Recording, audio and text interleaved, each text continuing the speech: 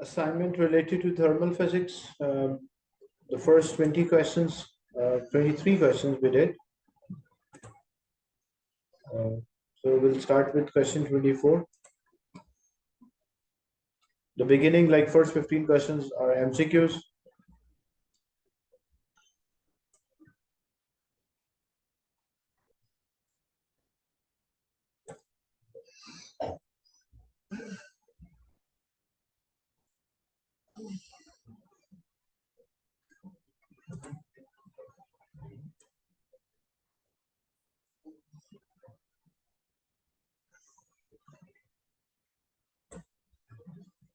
In question 24, the air in a train carriage is heats up due to the people inside the carriage. On one journey, there are 44 people in the carriage. The temperature of the air in the carriage is initially 16 and rises to 28. The doors and the windows in the carriage are closed. Calculate the time for a temperature of air in the carriage to rise to 28 due to the people in the carriage. The average rate at which one person heats the air is 85 watts. Like in 1 second, each person, or on average, it gives out 85 joules in 1 second. The mass of the air in the carriage is 110 kg and the specific heat capacity is 720 joules per kilogram Kelvin inverse. So first we'll use a formula E is equals to Cm delta T. Whenever there's a change in temperature, we use this formula. If there's a change in state, we use E is equals to M into latent heat. So, and energy is all the product of power and time. So we can say the power into time is equals to the specific heat into mass into temperature change. The temperature change is by 12 because 16 to 28. So the temperature change in degree centigrade is 12. So it means it will also be 12 Kelvin. So we have the temperature change. The mass is already in kg, so we don't have to convert. So we just have to substitute the values. The power is 85. The time we don't know. The specific heat of the air is 720. The mass of the air in the carriage is 110 and the temperature change is 12. So if we need T, so 720 times 110 times 12 divided by 85. This will give us how much time it will take. So to increase the temperature, it will be about 250. But this is the power 85 is there for average person. But how many are there? There are 44 people. So I should multiply this by 44 because the total power, as a 44 people are in the carriage. So this I should multiply by 44. So this will be, then the whole factor will be there in division. So this will be equals to 250 seconds.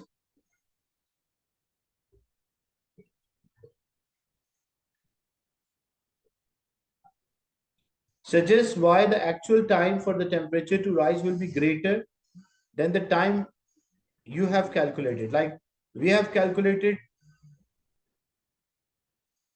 but in practical, it will take much longer time. So what might be the reason?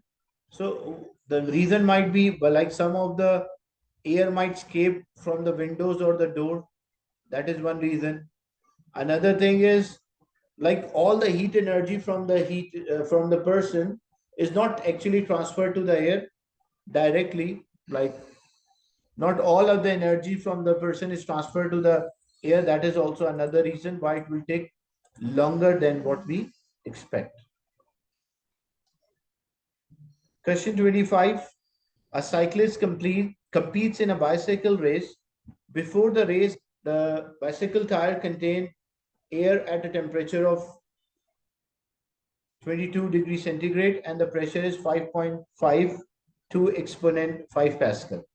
By the end of the race, the pressure of the air in the tire is risen to 5.6. Calculate the temperature of the at the end of the race.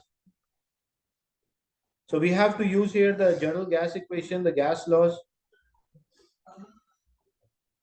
So We can use this formula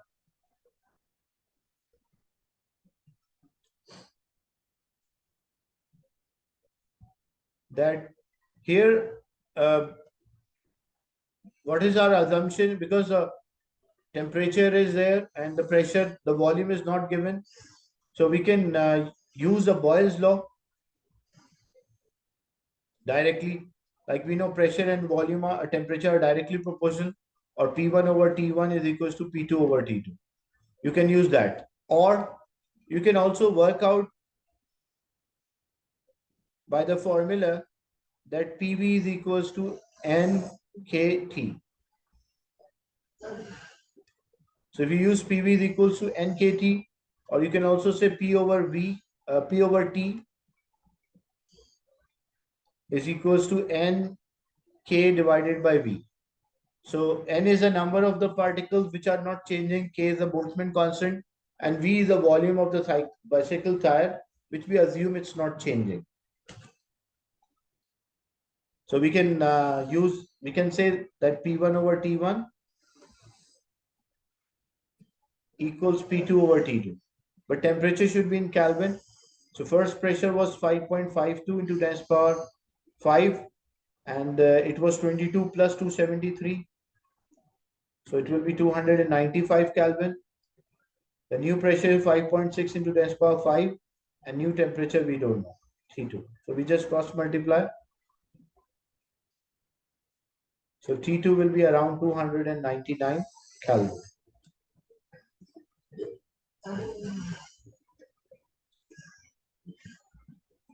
During the race, a small amount of air escaped from the tire. How the value of a temperature calculated would affect if allowance was made for this escape. So how it will make a difference? So what we assume like we have this formula like PV is equals to NKT.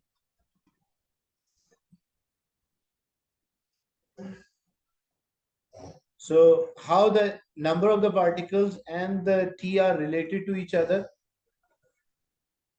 There you can see, because it's in a product, so we can say PV over N is equals to K into T. So if the number of the particles came, so the number of the particle decrease, what happened to the temperature?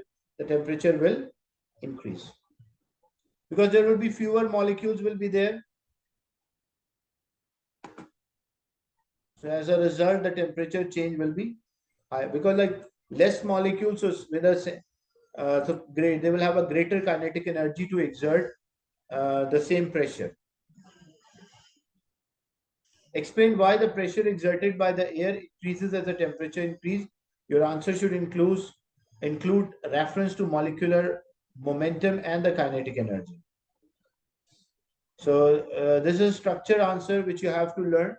First thing, gas molecules are moving randomly. So as we increase the temperature, the kinetic energy will increase. So therefore, they will have a greater change in momentum. And greater change in momentum means exert greater force, and greater force on a unit area create a greater pressure. So molecules will move faster.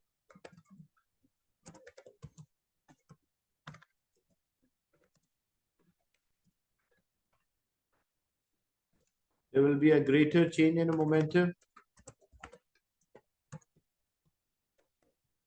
So greater force on unit area, it will create a large pressure. So these are the points which you have to include.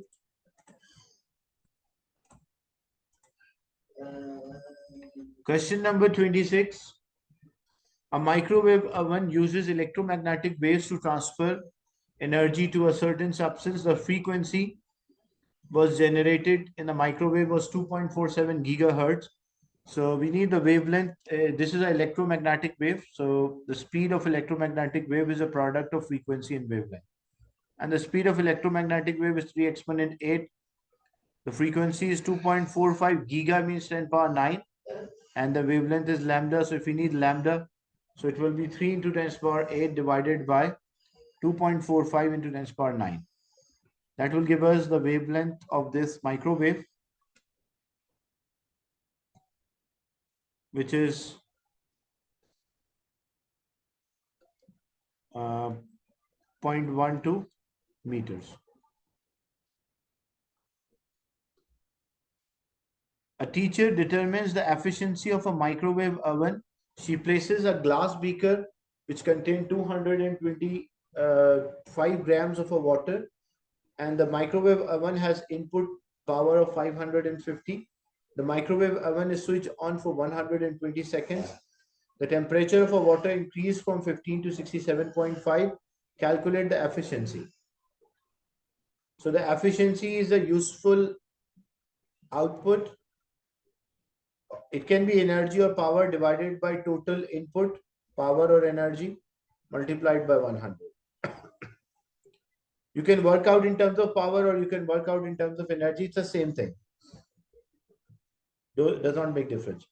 So if you work out in terms of power, so input power is already, we know how to work out the output power. So power is energy divided by time. And because the energy is used to change the temperature of water, so it will be Cm delta theta divided by time, where C is a specific heat, 4190, M is a mass, which is in grams. So you have, because look, specific heat is joule per kilogram Kelvin inverse, joule per kilogram inverse Kelvin inverse. So you have to use mass in kg. Divide by 1000, so 0.225. The temperature change, in degree centigrade and Kelvin is same. So you can just work out the temperature change, 67.5 minus 15. Divided by the time, it is 120. So that will give us how much output power.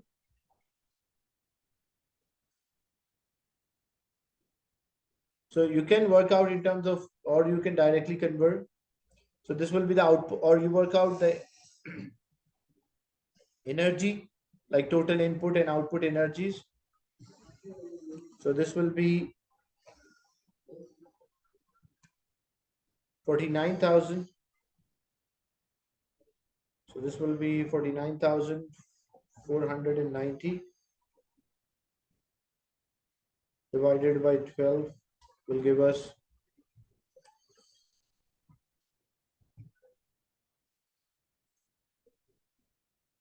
the input power was, so this will be 412 watt is there,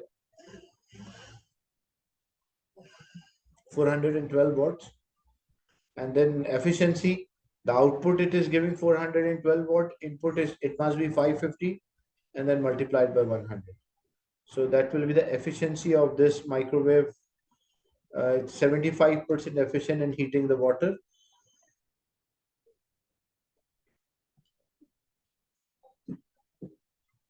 State one, a reason why the efficiency is less than 100%. The reason is because then all the microwave is not actually absorbed by the water. Some will be absorbed by the material in which, or a container in which we take the water, or some energy will be lost to the surrounding. But don't say in the form of heat it lost, because it's a microwave. To transfer in the form of microwave to the surrounding. Question 27. Basketball are usually made from a leather composite and are filled with air. A standard basketball has a total mass of 0.62 kg with a volume of 8.18 exponent minus 3. A basketball is filled with an air at a pressure of 1.5 exponent 5 and the temperature. Calculate the number of the air molecules inside the basketball. So we have the formula PV is equals to NKT. P is the pressure, it should be in Pascal, so it is 1.55 into 10 to the power 5. V is the volume, which is 8.18 into 10 to the power minus 3. N is the number of the particles, A is a Boltzmann constant, 1.38 into 10 to the power minus 23. T is the temperature, must be in Kelvin, so add 273, so 293 Kelvin. So just cross multiply, that will give us the number of the particles inside. So this will be 3.14 exponent. The number of the particles will be 3.14 into 10 to the power 23 particles. That is inside the basketball.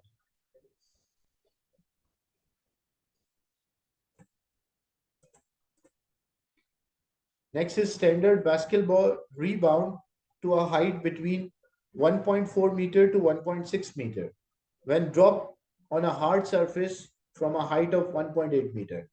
Show that the maximum allowable decrease in kinetic energy during the bounce is 2.4. Like this much energy it can loss to the surrounding. So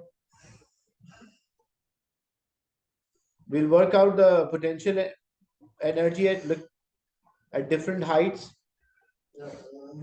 So a basketball, like example, we are dropping from a height of 1.8 meter, and the minimum bounce is because the maximum energy loss, which height we should take, because it can bounce to 1.4 to 1.6, but maximum energy loss will happen if it bounces to a lower height. That's why we'll take a height of 1.4 meter. So we work out the potential energy at this point and the potential energy in this, and we take a difference that will give us how much kinetic energy. So potential energy is mgh at 1.8 meter height and at 1.4 meter height. So the mass of the basketball 0.620. So 0.62 multiplied by gravity 9.8 multiplied by 1.8. And this will be 0.62 multiplied by 9.81 multiplied by 1.4. And just take a difference of these two energies, that will give us how much like decrease in the kinetic, because according to law of conservation of energy, here it will have potential then kinetic, and when it bounce back it will have kinetic and then potential. So how much kinetic have decreased, so change in the potential will be equals to the decrease in the kinetic. That will be about 2.3 or 2.4. The specific heat capacity of a basketball can be taken. Calculate the number of times the basketball must be dropped from a height of 1.8 to increase the temperature. So of air inside by 0.5. So how many times we should drop this basketball so that it increase the temperature? So what will be the energy which we should supply?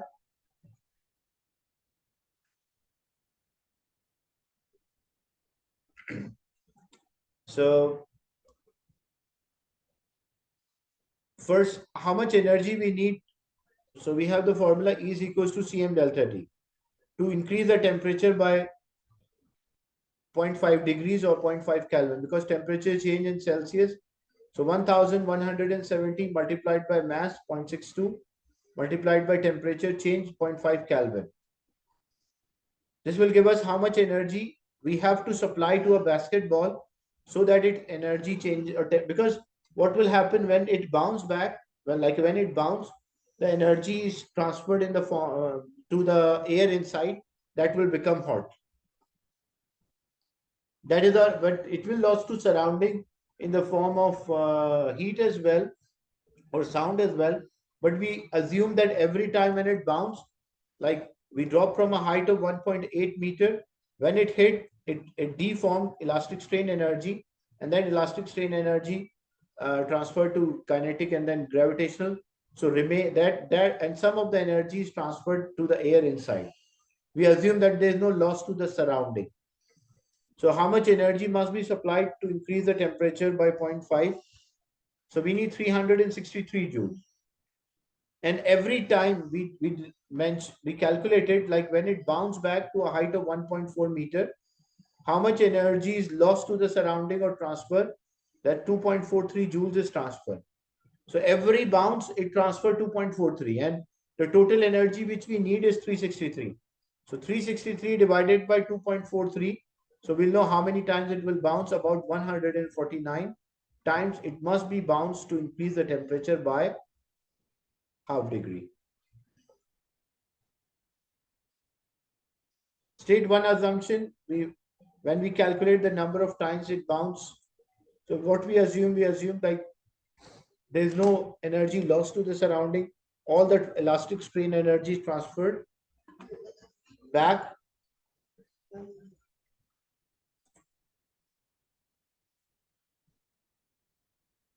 Question 28. An electric heater of power 6.2 kilowatts is used and at a temperature of 18 and flow rate is 0.075 kg. Calculate the temperature at which the water leaves the shower. So we will use a formula.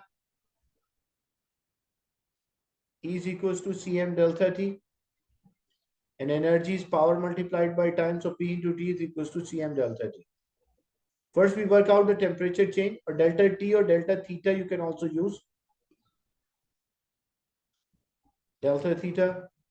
So P is equals to Cm over delta theta divided by M over T is given. This is because rate of flow, mass per kg. P is the power, which is 6.2 kilowatt. So 6.2 into 10 power 3. Specific heat is 4,200. And rate of flow is 0.075 into temperature change. So 6.2 into 10 power 3 divided by 4,200 times 0.075. That will be the temperature change. And after working out the temperature changes because the temperature change in Kelvin and degree centigrade will be same. So it will be final minus initial. So when we work out the temperature change,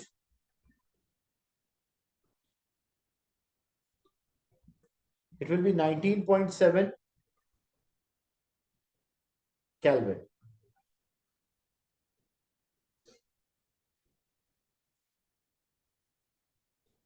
Or about 20 degrees. So temperature change is 19.7 Kelvin or 19.7 degrees centigrade. It's the same. The final temperature we don't know, and initial temperature was 18. 18 will move other side, so this will be 37.7 degrees centigrade. So 37.7 degrees centigrade will be the new temperature.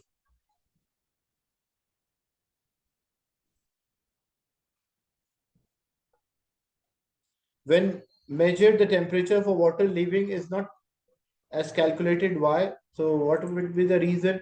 Because some of the energy, like it is not only providing energy to the water, it also supply energy like loss to the surrounding. That's why the water which leave will have a lower temperature than what we expect. So these are the questions from the assignment, the thermal physics.